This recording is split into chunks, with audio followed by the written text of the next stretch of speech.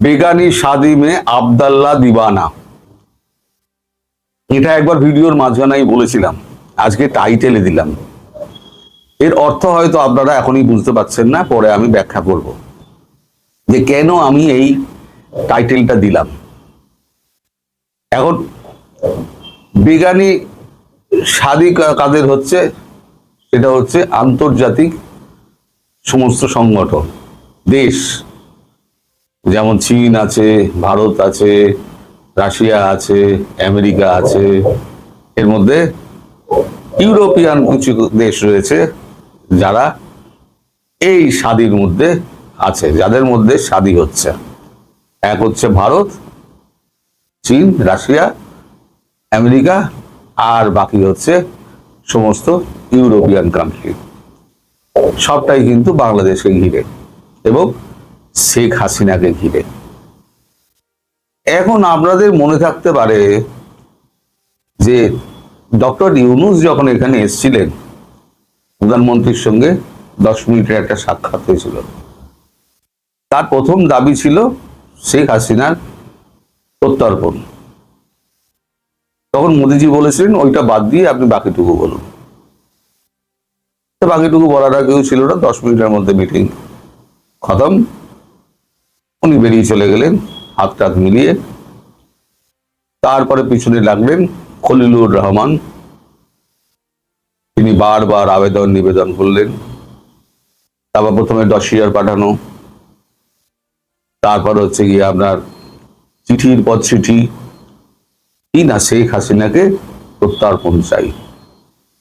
ভারত বরাবরই বলে দিয়েছিল যে শেখ হাসিনাকে, মানে পক্ষান্তরে বলেছিল, সরাসরি বলেনি আমরা ভেবে দেখছি, আমরা খতিয়ে দেখছি। ভারত সরাসরি কখনো বলে না, এই সমস্ত বলে কিন্তু কাটিয়ে দিচ্ছিল। তখন এটা ছিল জনগণকে খুশি করার জন্য, ভেতরে কিন্তু দম নেই। আচ্ছা, শেখ হাসিনার কাফন দাফন হয়ে গিয়েছে, তার দিল্লিতে কাফন দাফন হয়ে গিয়েছে, আওয়ামী লীগ নিষিদ্ধ হয়ে গিয়েছে। এই সমস্ত বলার পর যখন শেখ হাসিনা যখন বললেন যে আমি মাথা উঁচু করে দেশে ফিরব এবং কনফার্ম ডেট বললেন যে এই বছরের ডিসেম্বরের মধ্যেই ফিরব, তখন সব অন্তরাত্মা কেঁপে গেল। কেঁপে গিয়ে হলো আমাদের তো ভক্তিবাজি সব শেষ হয়ে গেল। এখন যাকে আমরা প্রত্যর্পণ চাইছি তিনি নিজেই প্রত্যাবর্তন করছেন, তাহলে এখন কি করা যায়? আমি বলেছিলাম না একবার, বহু আগে, আপনাদের স্মরণে থাকবে কি থাকবে না আমি জানি না, যে অনুপস্থিত শেখ হাসিনা উপস্থিত শেখ হাসিনার থেকে অনেক বেশি ভয়ঙ্কর। তিনি এখানে বসে কি গুটি চালছেন, কি করছেন, সেগুলো তিনি সব জানেন। তিনি তো বসে নেই, তিনি নিজে বলেছেন আমি এতগুলো দেশ চালিয়েছি, এই এত বছর দেশ চালিয়েছি, এত দেশের সঙ্গে আমি আমার সুসম্পর্ক রেখে চলেছি। তো সে এখানে চলে এসছেন, তারপরে মোদিজির এরকম বিশ্ব ভ্রমণ এবং আমেরিকা নরম হয়ে যাওয়া অবস্থা। আমেরিকা চাইলে কিন্তু একেবারে মানে পায়ে পড়ে যাবে, এরকম অবস্থা। একমাত্র সফট কর্নার হচ্ছে গিয়ে বাংলাদেশ। এখন যখন সারা বিশ্ব শেখ হাসিনার পক্ষে এবং ভারত যখন শেখ হাসিনার পক্ষে, তার ফিরে যাওয়ার পক্ষে, একটা কথা আমরা বলেছিলাম, আমি বলেছিলাম যে ভারতের অভ্যন্তরে একটা আলোচনা হয়েছে, এখানে সর্বদলীয় মিটিং ডাকার দরকার নেই, তার থাকার ব্যাপারে সর্বদলীয় মিটিং ডাকার ব্যাপার ছিল। তার দেশ, তিনি ফিরে যেতে চান, তাহলে আমাদের সর্বদল মিটিং করার তো কোনো দরকার নেই। এই যে রয়টার্স যে রিপোর্টটা বার করলো, রয়টার্স কিন্তু আমাদের প্রতিনিধিকেও ফোন করেছিলেন, বিদেশ দপ্তরের প্রতিনিধিকে। তারা বলেছে ভারতের পক্ষ থেকে এই ব্যাপারে কোনো প্রতিক্রিয়া জানানো হবে না, কোনো দপ্তর থেকেই কোনোভাবেই প্রতিক্রিয়া জানানো হবে না। ফলে রয়টার্স বুঝে গিয়েছে যে এখানে ধরে লাভ নেই। এবার তিনি বাংলাদেশ কর্তৃপক্ষকে ধরলেন। রয়টার্সের 7 দিনের প্রচেষ্টা এই কপিটা নিয়ে, যে 7 দিন ধরে তারা বিভিন্ন ব্যক্তিকে ফোন করেছেন, ফোন করে বোঝার চেষ্টা করেছেন যে শেখ হাসিনা ফিরলে পরে তাদের কি বক্তব্য, কিন্তু কেউ কোনো কথা বলেননি। কথা বলেননি একটাই কারণে, কারণ ভয় ত্রাস গ্রাস করছে আস্তে আস্তে। আর এই যে ডিসেম্বর বলছেন না উনি, ডিসেম্বরটা উনি মাথায় ঢুকিয়ে দিচ্ছেন। তার মধ্যে দেখবেন এই ডিসেম্বর করে সবাই যখন প্রস্তুত হবে, তার মধ্যে ঝপ করে একদিন ঢুকে পড়বেন। মিলিয়ে নেবেন আমার কথা। তো তখন এই বাহাদুররা যাবে কোথায়? আপনারা যদি ইউটিউব সার্চ করেন যে বেগানি শাদি মে আব্দুল্লাহ দিওয়ানা সং, একবার সার্চ করে দেখুন, বেগানি শাদি মে আব্দুল্লাহ দিওয়ানা সং বলে লিখুন। লিখলে যে গানটা আপনারা পাবেন, সেই গানটাতে পরিস্থিতি পুরো ব্যাখ্যা হয়ে গিয়েছে যে কেন আমি এটা বললাম। এটা আপনারা খুঁজে বার করুন, না পারলে আমায় লিখবেন, তখন আমি আপনাদের বলে দেবো যে বেগানি শাদি মে আব্দুল্লাহ দিওয়ানা আমি কেন বললাম। তো এখন শেখ হাসিনা তো পুরোপুরি তৈরি হয়ে গিয়েছেন।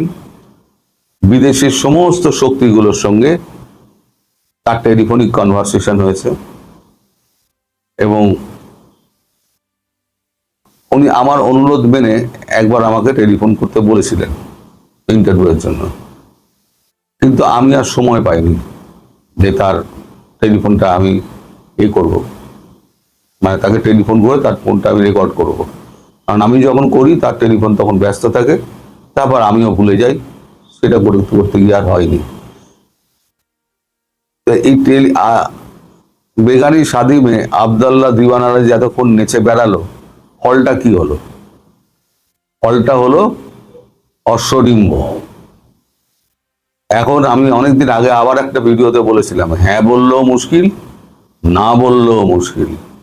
এখন ফাটা বাঁশে আটকে গিয়েছে বিএনপি সরকার এবং তারেক রহমান, মুখ দিয়ে রা বেরোচ্ছে না। আরে সংসদে দাঁড়িয়ে যখন বলছে কাপন দাপন হয়ে গিয়েছে, তাহলে বলতেই পারে আমরা দেশে ফেরাবো না, বলতে তো পারে আমরা দেশে ফেরাবো না।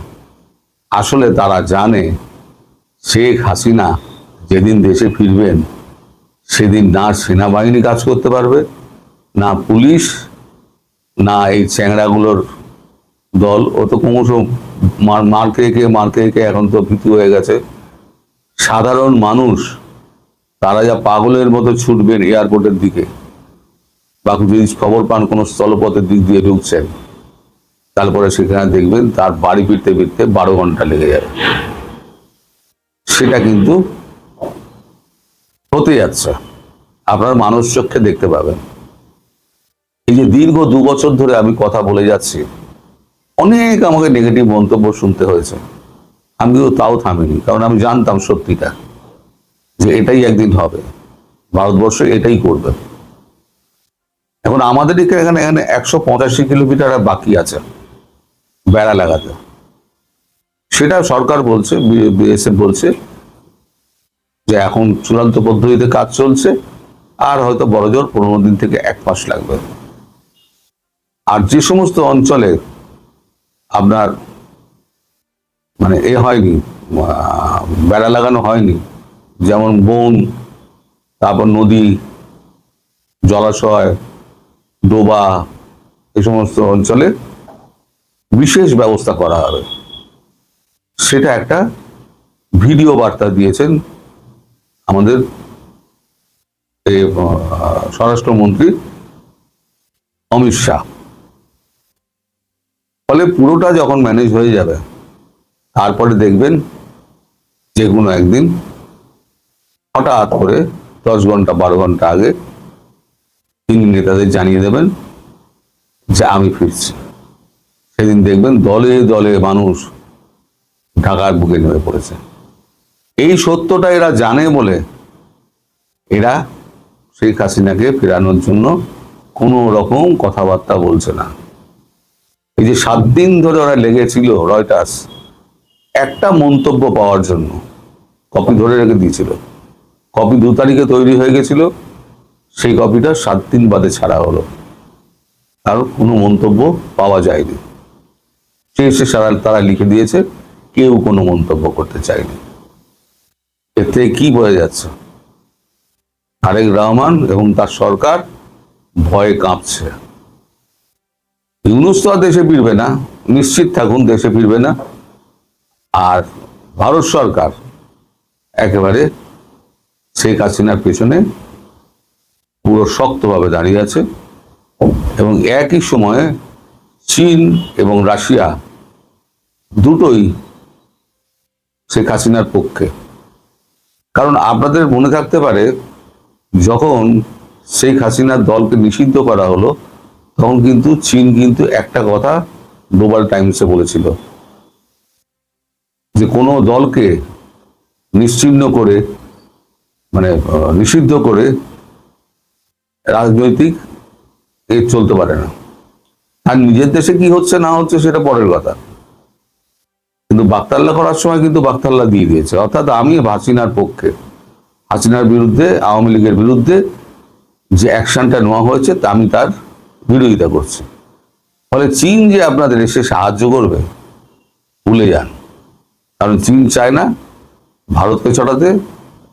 রাশিয়া তার সঙ্গে আছে, সে খুব বুদ্ধিমান, অত্যন্ত চালাক, সে আড়ালে খেলে, সে কখনো সামনে আসবে না, এগিয়ে এসে আপনাকে সাহায্য করবে না। আর পাকিস্তান, তার তো অবস্থা খুবই খারাপ। একবার সার্চ করে দেখবেন, পাকিস্তান নিউজ সার্চ করলেই বুঝতে পেরে যাবেন যে পাকিস্তানের কি অবস্থা, সোশ্যাল মিডিয়াগুলো কি বলছে। গভর্নমেন্ট কি বলছে সেটা বড় কথা না, সোশ্যাল মিডিয়া কি বলছে আপনারা সবাই লক্ষ্য রাখুন। এবং আমার কথা যে অক্ষরে অক্ষরে ফলতে চলেছে, সেটা কিছুদিনের মধ্যেই আপনারা বুঝতে পারবেন।